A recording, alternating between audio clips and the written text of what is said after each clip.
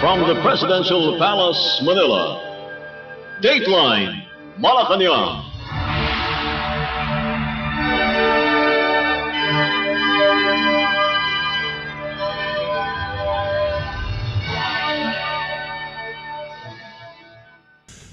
Good day. This is Dateline Malacañang. Philippine President Ferdinand R. Marcos Jr. and Singaporean Prime Minister Lawrence Wong on Wednesday renewed their commitment to enhance the Philippines and Singapore's bilateral relations and work together to ensure security and stability in Southeast Asia.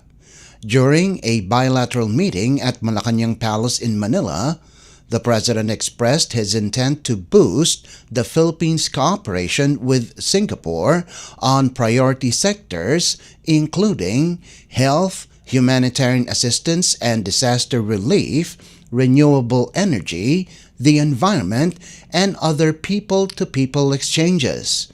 President Marcos stressed the importance of charting a path of enduring collaboration with meaningful benefits to Filipinos and Singaporeans who have to cope in a complicated changing world.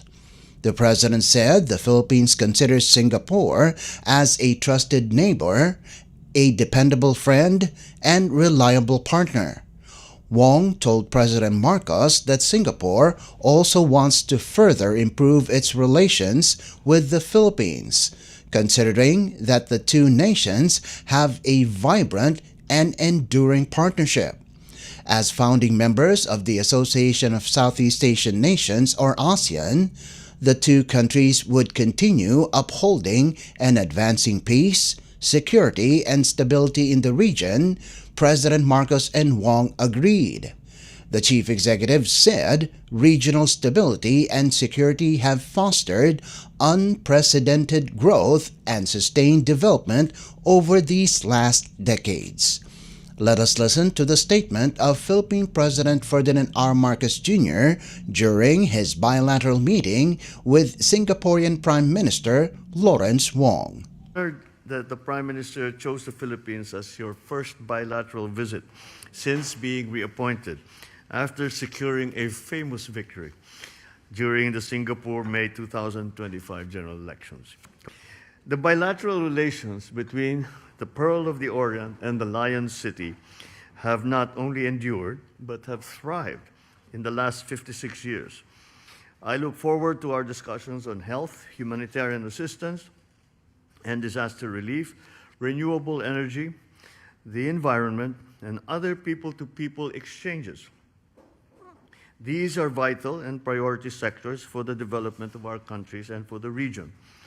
Just last month, we launched the Digital Leadership Program as a result of our partnership with Singapore. The program aims to equip thousands of Filipino civil servants with digital leadership competencies.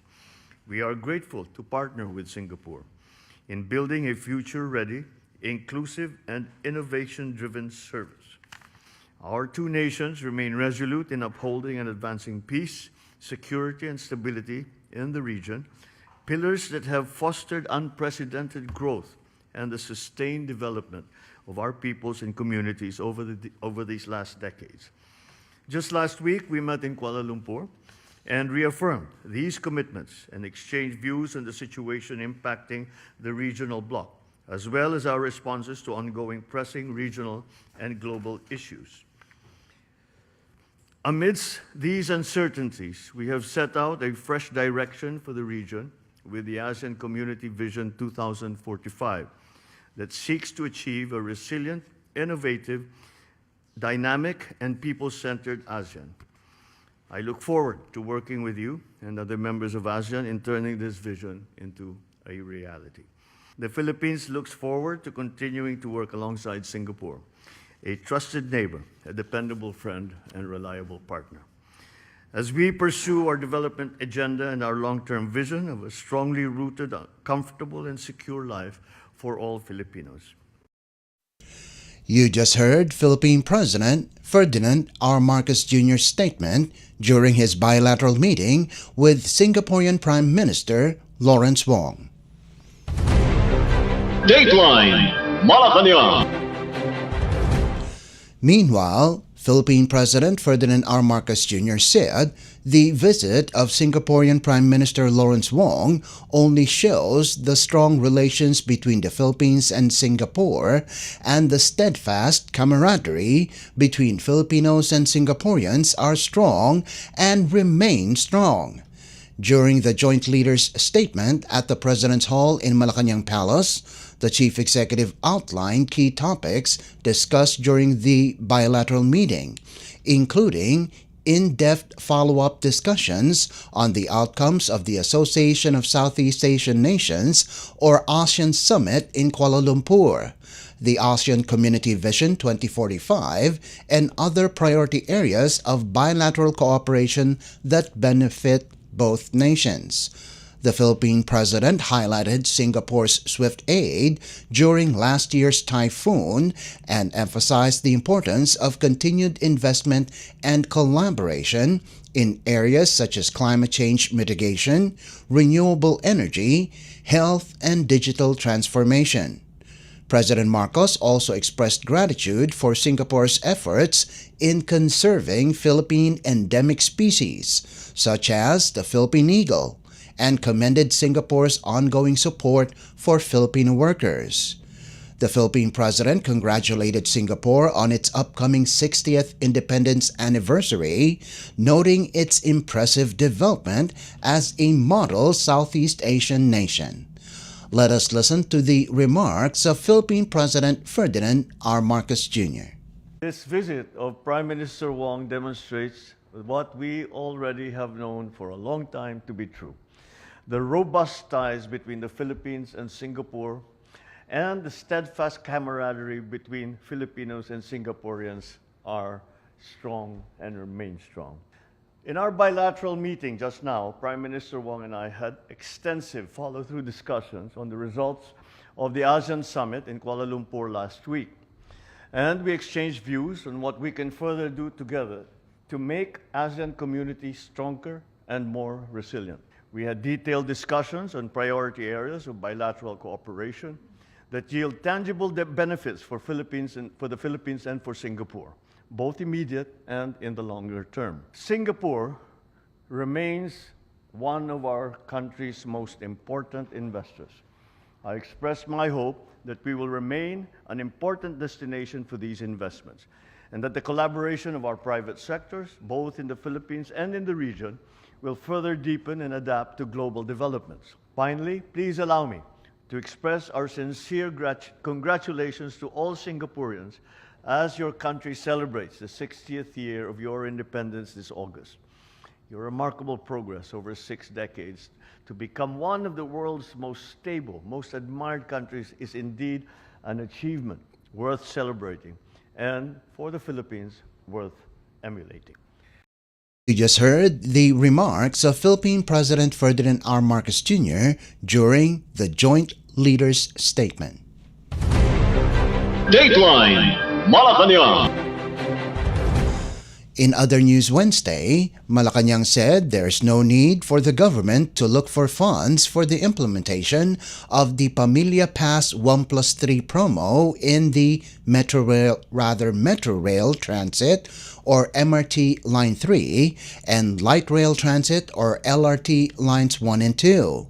In a press briefing, Presidential Communications Office or PCO Undersecretary and Palace Press Officer Claire Castro said there is no funding requirements to carry out the initiative, which aims to ease the financial burden of transport on families spending time together every Sunday.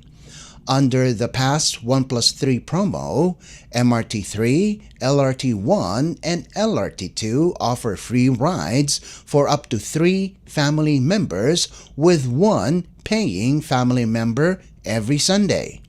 Family members, including parents and children, grandparents and grandchildren, siblings as well as uncles and aunts or guardians with dependents can avail of the promo. The promo will run until the last Sunday of June 2028. Castro said the next administration has the option whether to continue the initiative. Okay, unang-una sinabi din ng Pangulo, gusto ko lang itong ulitin, na sa ngayon po, ang nais ng Pangulo ay magtrabaho. Magtrabaho lang at iwasan ang pamumulitika. So, kaugnay na rin po ito sa kaninang tanong ni Ms. Maricel. Well, bakit? Bakit po nagkaroon ng ganitong klase na promo para sa family, para sa pamilya tuwing Sunday? Wala naman pong budget required for the MRT3 at LRT2. Yan din po ay ayon kay DOTR Secretary Vince Dizon. Dahil government run po ito at karaniwan naman po pag Sunday ay hindi naman po napupuno ang LRT at MRT natin. So wala pong budget na required for this. That was Presidential Communications Office Undersecretary and Palace Press Officer Claire Castro. Dateline Malacañang. Still on Wednesday, Malacañang said the Public Utility Vehicle or PUV modernization program will proceed, but emphasized that it must not be imposed hastily or without proper preparation of affected sectors. Palace Press Officer Claire Castro said Transportation Secretary Vince Dizon presented to President Ferdinand R. Marcos Jr. the Public Transportation Modernization Program or PTMP current challenges, particularly the readiness of jeepney drivers and operators to comply with cooperative and financial requirements. She said the government must first ensure that drivers and operators are trained and supported in forming and managing cooperatives. Castro added that the government is also now considering tapping more manufacturers to help reduce the cost of modern units. Likewise, the government also flagged the affordability of loan payments and concerns over route availability, especially in areas with low jeepney presence. These will be addressed in coordination with local government units or LGUs. Castro said despite the challenges, the program will continue but stakeholders will be given time and support to adjust. The Palace Press Officer said the President welcomed the recommendations and said implementation must be well thought out and fair. Opo, napag-usapan po yan. Nilahad po niya yan. Kung ano po ang maaari maging issues kapag ka po ngayon agad ito ipapatupad. So marami pong issues na naibigay po at nailahad si Secretary Dizon sa ating Pangulo at yan po naman ay pinakinggan ng ating Pangulo. So sa ngayon po, ihahanda po muna lahat pero tandaan po natin, tuloy pa rin po ang PUV Modernization Program. Ihahanda lang po natin lahat ang mga stakeholders po dito. The PUV modernization program seeks to replace traditional jeepneys with safer, more efficient, and environment-friendly vehicles. It has faced resistance from transport groups due to high costs and implementation concerns. Dateline Malacañang. Also on Wednesday, Philippine National Police or PNP Chief General Nicolas Torre III said that not only will there be more cops on the streets, but quick response from them when people ask for emergency assistance. In a Palace Press briefing, Torre said he will start the implementation of the 5-minute response policy in Metro Manila. Torre said he had already asked for support from some Metro Manila mayors, including San Juan Mayor Francis Zamora, who is also the chairman of the Regional Peace and Order Council, National Capital Region. He said the emergency response strategy is in line with President Ferdinand R. Marcos Jr.'s directive to make more visible on the streets, more active in its mandate in preventing and solving crimes. Torre said he has also ordered the deactivation of some police boxes and community precincts. General Torres said police boxes and community precincts often lack the proper equipment and resources to handle cases, making it inefficient to keep policemen stationed there. Torres said the implementation of the 5-minute response time will be expanded to other areas nationwide. The new PNP chief also committed to pushing for a 3-minute response goal within 3 months. This initiative is part of the PNP's broader strategy to modernize law enforcement and ensure an immediate police presence in critical situations, improving peace and order, and making streets safer for all Filipinos. Huwag nyo na kaming hanapin sa presinto or huwag na kayong maghanap ng pulis sa presinto sapagkat ang pulis ay nasa inyo ng mga telepono. Dial 911, darating sila, darating kami sa loob ng 5 minuto. So yan ang aming pact sa ngayon. Sa NCR, 5 minutes muna. No. So, huwag nyo na kaming hanapin sa mga presinto sapagkat kami ay nasa inyo ng mga telepono. Dial 911, kami ay darating sa loob ng 5 minuto. Anywhere in Metro Manila, yan ang gagawin natin in the next 1 month. Bigyan nyo kami isang buwan para magawa yan. Pero kung ngayon lang sa Quezon City, dati nagawa na natin yan dyan with the support of the local government led by Mayor Joy Belmonte. So sa ngayon, sa utos ng ating presidente, ni President BBM, gagawin natin lahat ng ito sa Metro Manila first and then sa buong bansa. That was Philippine National Police Chief General Nicolas Torre III. Dateline Malacañang. In other news, the Philippine government has successfully repatriated 9 Filipino seafarers stranded for months aboard the oil tanker MV Rival at Ras Isa port in Yemen amid escalating conflict.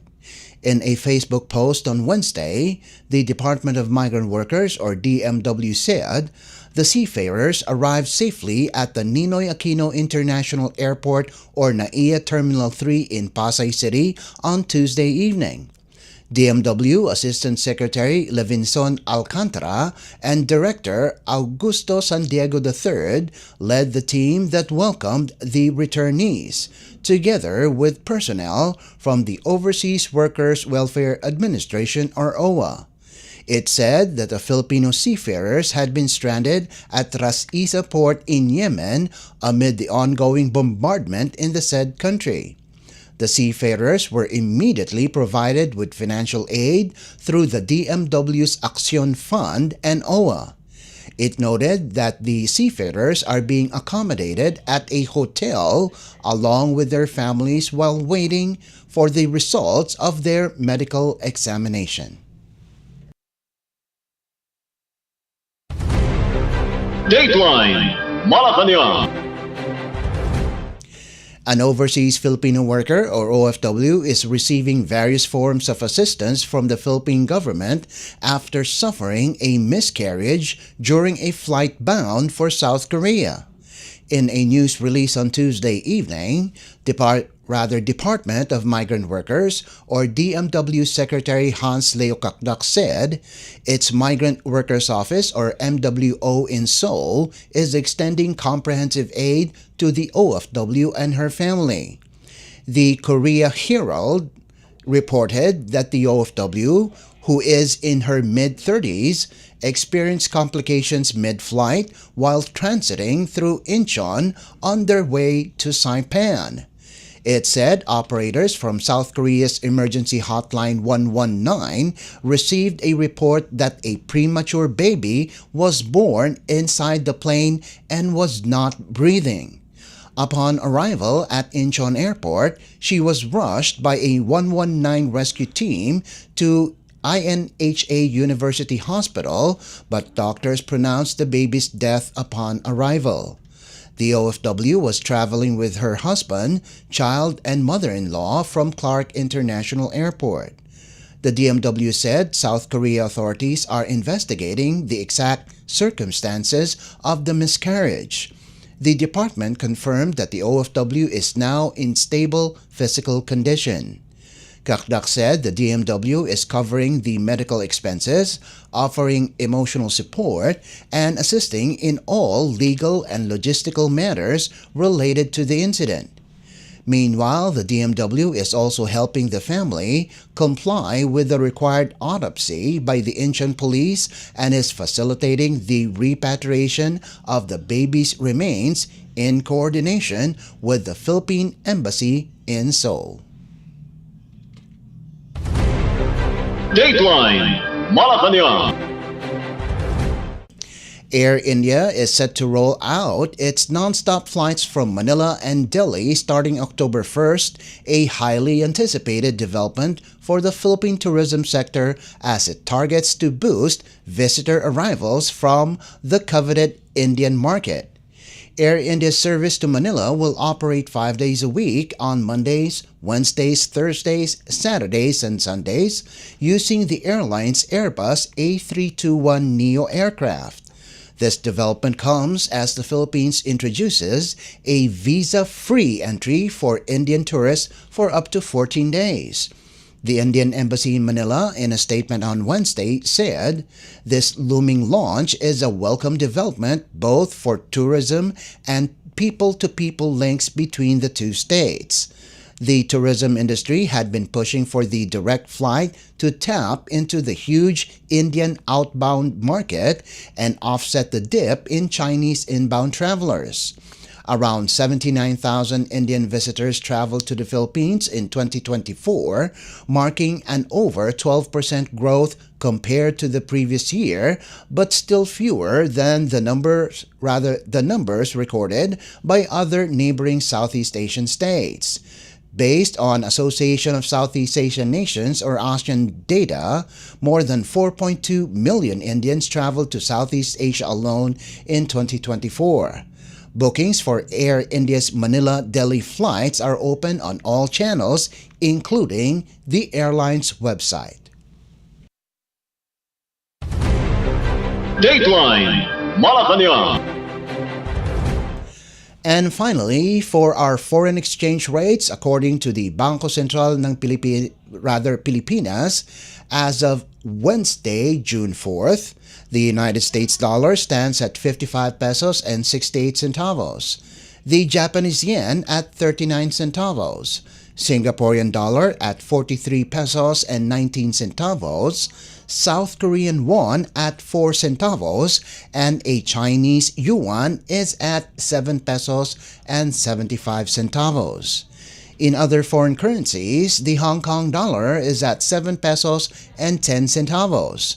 The British pound is at 75 pesos and 29 centavos.